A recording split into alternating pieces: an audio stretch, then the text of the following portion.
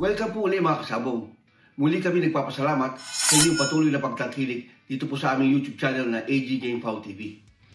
Para po sa episode natin ngayon ay pag-uusapan natin ang praktikal na pamamaraan ng pagpapalahi o breeding para magkaroon ng mga winning lines o yung tinatawag na mga mananalong linyada. Mga kasabong, marami po parating nagtatanong sa akin na, Dok, paano ba kami makakagawa ng sarili naming linyada? Madali ko naman po masasagot yun. Pero para sa akin, gusto ko sana kayong turuan ng isang praktikal na pamamaraan ng papalahi para makapag-produce o makapagpalabas ng mga magagandang manok na pwedeng pakinabangan agad.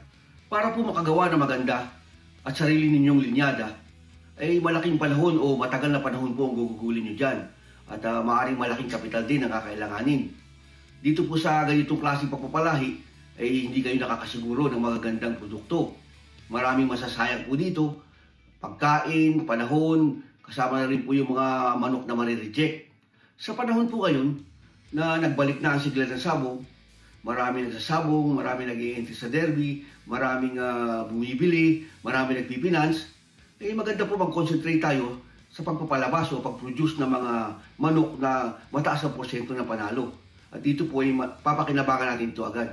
Para po sa mga backyard and small-scale breeders na gustong sumabak sa mga malalaking labanan at gusto rin kumita sa larangan o sa industriya ng sabong sa pamamagitan ng pagbebenta ng manok, nais ko po sana kayong matuto na magpalahi ng magagaling na manok na mabibilang sa mga tinatawag na winning lines o yung mga linyada ng mga mananalo.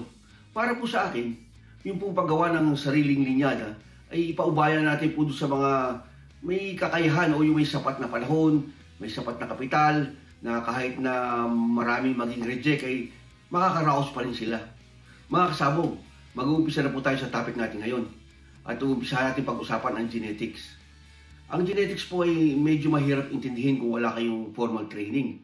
Pero pipilitin kong ipaliwanag sa inyo sa abot ng aking makakaya.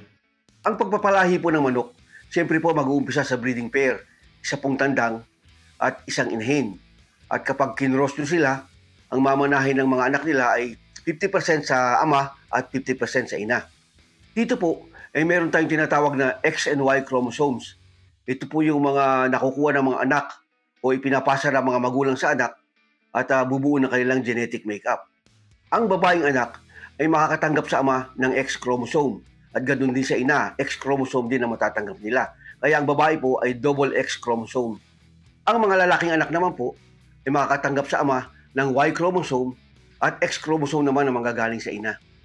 Ang double X chromosome na makukuha ng anak na babae sa kanyang ama't ina ay magtataglay ng natatanging character traits o kaugalian na kabilang ang pag-isip at pagkilos nila at kasama na rin po ang mga pisikal na anyo. Samantala, ang Y chromosome na makukuha ng anak na lalaki sa kanyang ama ay magbabahagi lamang ng kasarian o gender o yung kanyang pagkalalaki. Sa makatuwid po, pagdating sa X-linked character traits o kaugalian na kabilang ang pag-isip at pagkilos, ay mas malaki ang namamana ng anak na inahin kaysa po sa anak na tandang. Sa ganitong pagkakataon po, kung meron po kayong tandang na naging mananalo o naging multi-time winner, halimbawa po 3 o 4 na panalo, ay mas malamang na magdala ng winning line ay yung po mga kapatid niyang babae. Nahahanapan nyo naman po ng winning line din na tandang sa ibang linyada at yun po i-cross nyo sa kanila.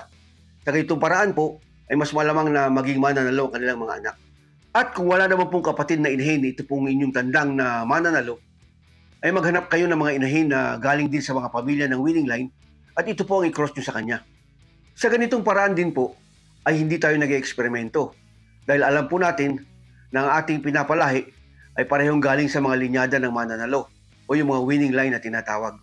Para po sa trivial information sa episode natin ngayon, ay pag-uusapan natin ang kalagayan ng mga manok, maging tandang o inahin, na gagamitin natin bago tayo mag-umpisa magpalahi. Unang-una po, para po tayo hindi mag-aksaya ng panahon, dapat po sila ay galing sa magandang bloodline. Ang tandang ay may natatanging galing, tibay at tapang o yung gameness na tinatawag. Hanggat maaari, above average ang timbang at ang taas nila.